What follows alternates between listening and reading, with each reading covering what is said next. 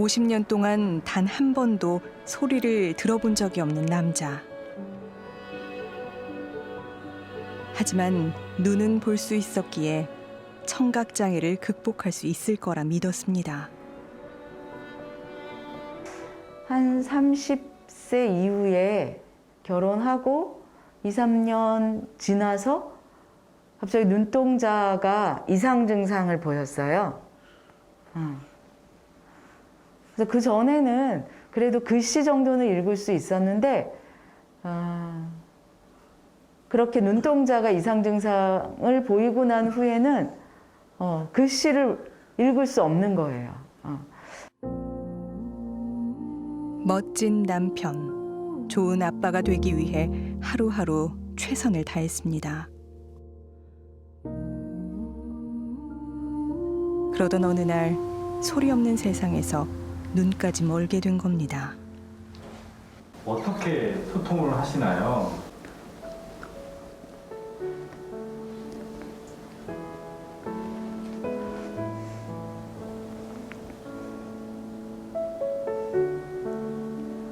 시청각 장애인들은 일단 상대방의 말을 들을 수가 없고 또 상대방이 하고 있는 입모양도 볼 수가 없고 저는 원래 수화를 사용했던 농원이었기 때문에 촉수화라고 하는 수화를 손에다 하는 촉수화를 사용하고 있고 이 10손가락의 촉감으로 수화를 읽으며 소통합니다. 시력을 잃고 난 후 많은 것을 포기해야 했습니다.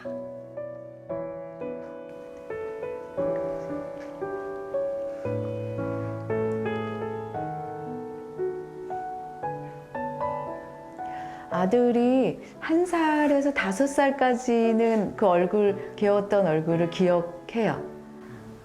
그런데 그 이후에는 제 눈이 잘 보이지 않게 되면서 아들 얼굴은 기억이 잘 안 나요. 그 성장하면서 봤던 얼굴들은.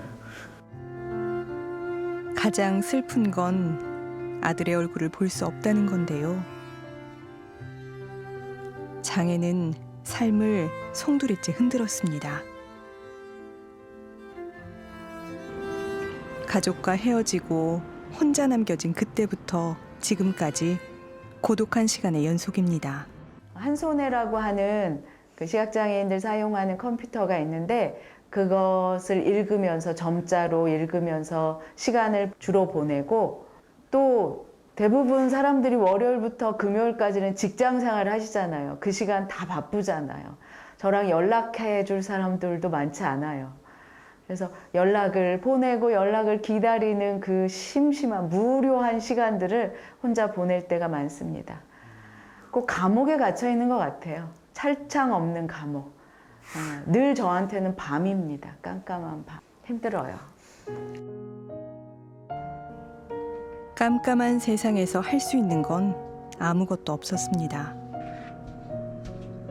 한 걸음 내딛는 것조차 두려웠습니다.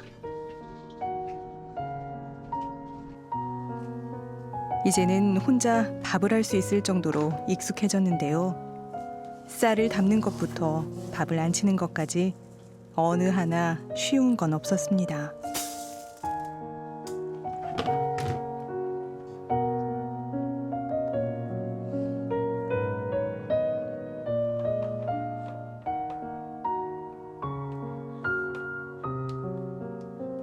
이제 냉장고를 열어서 제가 둔 거는 그 위치를 정확하게 기억을 해요. 눈에 보이지 않는 물건에 대해서는 놓은 위치대로 그 위치를 외우는 거죠. 약은 어디에, 음식물은 어디에, 부분은 어디에. 네. 순서대로 외워요. 어둠 속 절망을 딛고 일어서기까지 오랜 시간이 걸렸습니다. 일어설 수 있는 힘을 얻게 된 건 주변 사람들의 도움 덕분이었습니다.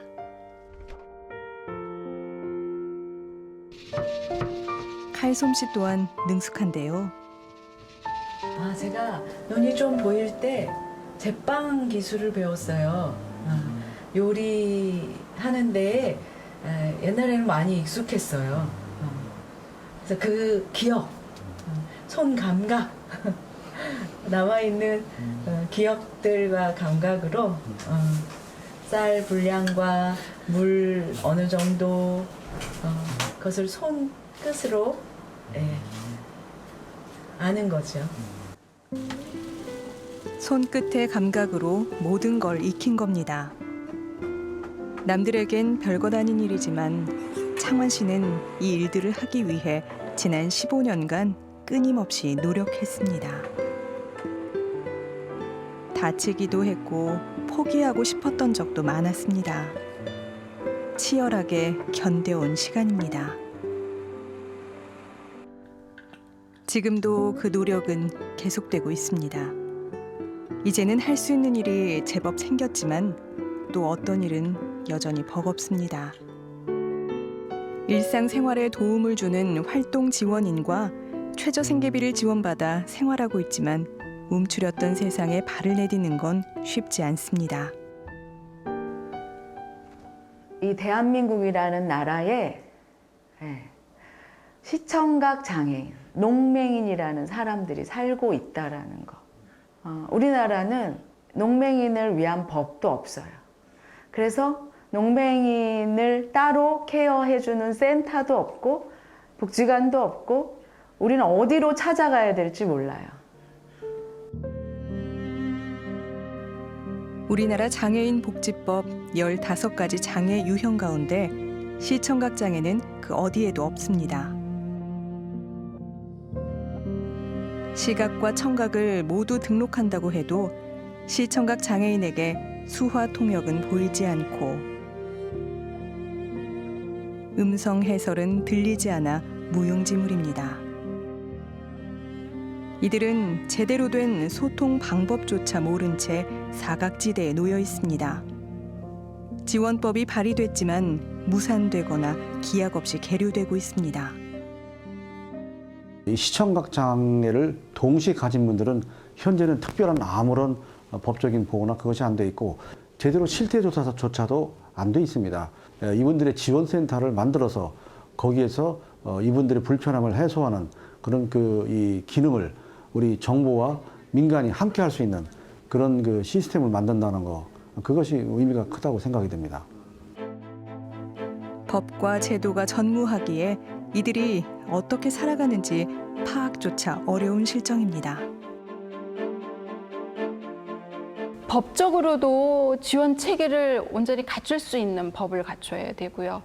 또 적극적으로 시청각 장애인들을 찾아내야 하고요. 동시에 찾아내서 이들이 어디에 있다는 것을 안 것만으로는 해결이 되지 않습니다. 이들을 전문적으로 지원할 수 있는 그런 기관이 만들어져야 되고 그런 지원 체계가 갖추어져야 되겠죠. 좀 더 나은 사회가 되길 바라며 창원 씨는 오늘 큰 마음을 먹고 활동 지원인과 함께 나왔습니다.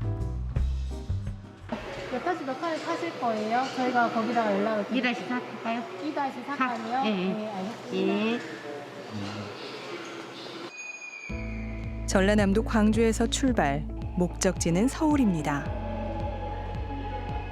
대중교통을 이용해서 갈 건데요. 여기서부터는 활동 지원인 없이 가야 합니다.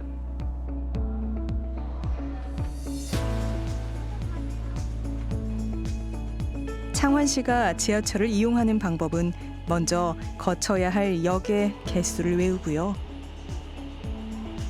지하철이 멈출 때마다 횟수를 세어가며 어디쯤인지를 가늠합니다. 잘못 내려 헤맨 적도 많습니다. 촉감 하나에 의지해 세상을 나선 창원 씨. 매 순간이 도전입니다. 그가 세상 밖으로 나와 마주하는 풍경이 낯설고 두렵지 않으려면 누군가의 도움이 꼭 필요합니다.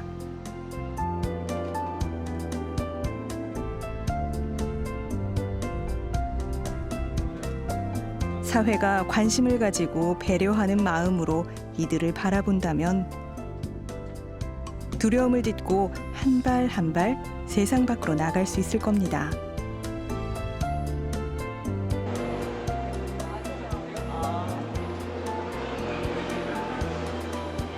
잘 왔어? 감사합니다. 경험하고 내가 이겨봐야 제가 다른 사람들한테 용기를 내라고 말해줄 수 있대요. 사명감으로 하는 것 같아요. 제가 볼 때는. 창환 씨는 자신과 같은 상황에 처한 이들에게 세상 밖으로 나갈 수 있는 힘과 용기를 주고 싶습니다.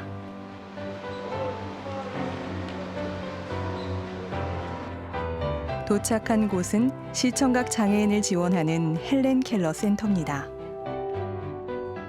창환 씨는 비장애인들과 소통하기 위해 이곳을 찾은 건데요.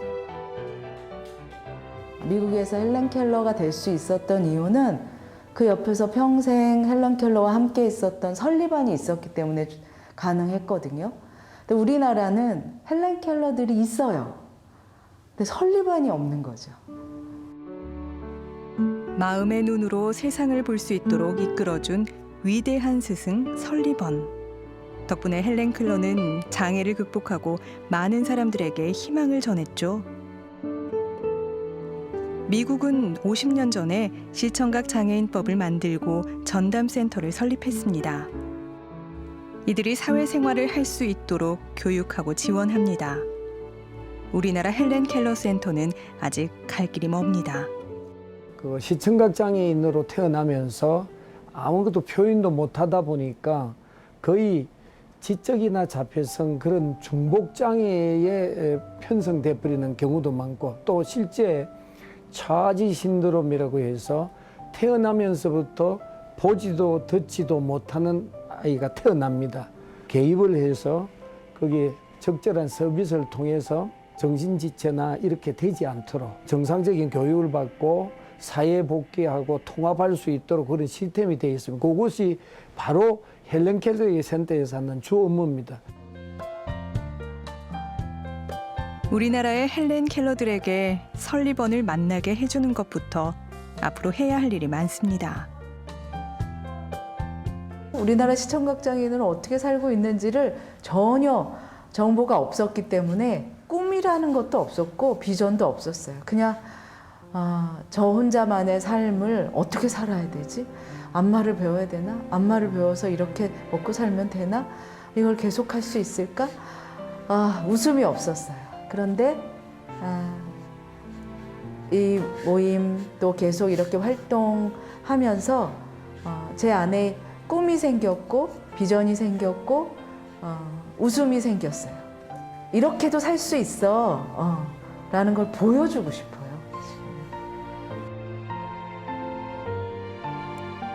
창환 씨는 오늘도 꿈을 꿉니다. 보고 듣지 못하더라도 행복한 세상이 되는 꿈을요.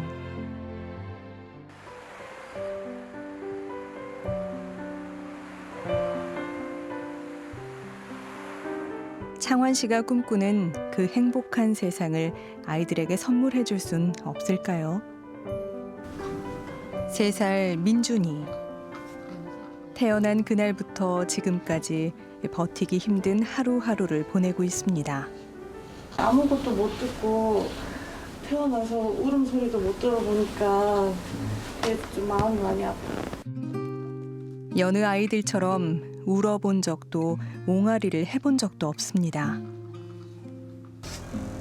게다가 뇌병변과 폐 기능의 장애로 호흡기에 의지해야만 숨을 쉴 수 있습니다.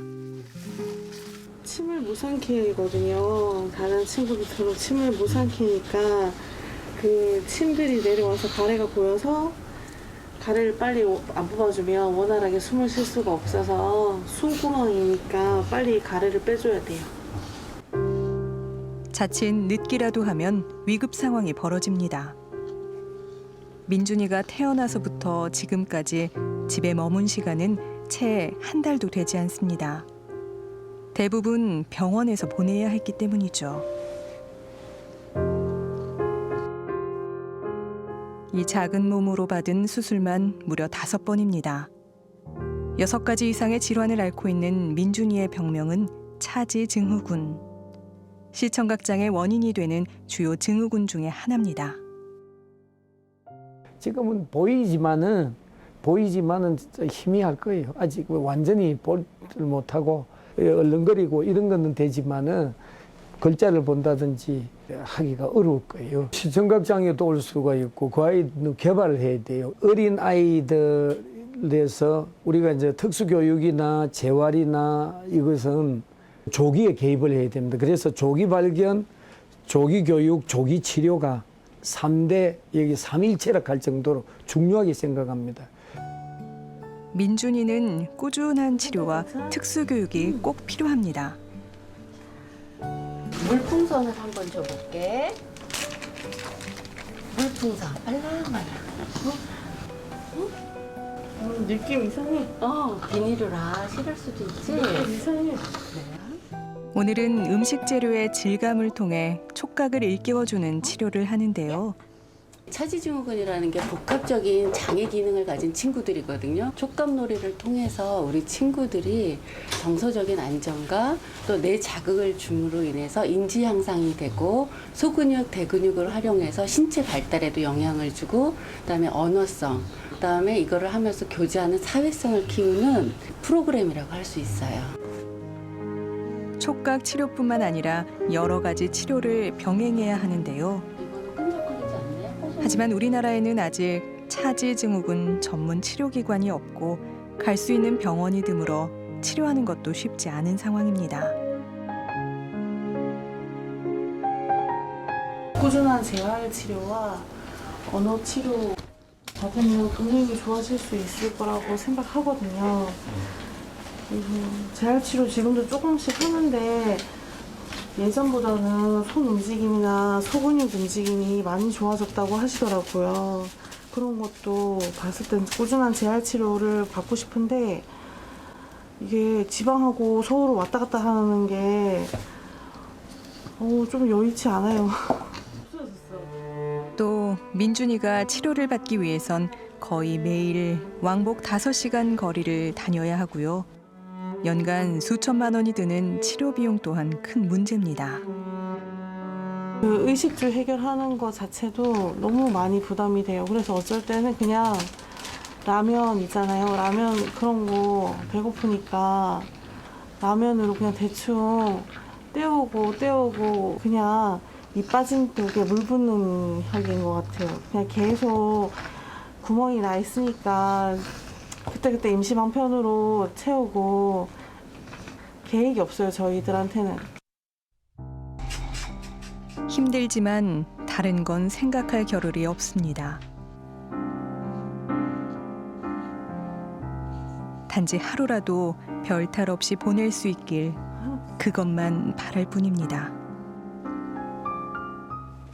자식이 먹는 것만 봐도 배가 부르고 기분이 좋다고 하는데 엄마는 가슴이 미어집니다. 삼키지를 못하니까 주사기를 통해서 배에 밥 주는 거 위에다가 배에다 구멍을 뚫었거든요. 소뇌의 발달이 더뎌 음식을 씹고 삼키기 힘들기 때문인데요. 고작 3살인 민준이가 견디기엔 버겁기만 한 현실입니다. 내 목소리를 못 들으니까 내가 죽기 전에 얘한테 엄마 소리 들을 수 있는가 그것도 좀 그렇고 언젠가는 나도 죽을 거 아니에요. 근데 얘를 일상생활을 할 수 있는 능력이 될 수 있는가 가장 요새 계속 고민인 것 같아요. 일상생활 할 수 있는 정도까지 내가 죽기 전에 해주고 가고 싶은데 민준이가 평범한 일상 속에서 밝은 미래를 꿈꿀 순 없는 걸까요? 어둠과 적막 속에서 희망을 향해 걸어가는 이들에게 누군가 손을 내밀어 준다면 그 어떤 어려움도 이겨낼 수 있을 겁니다.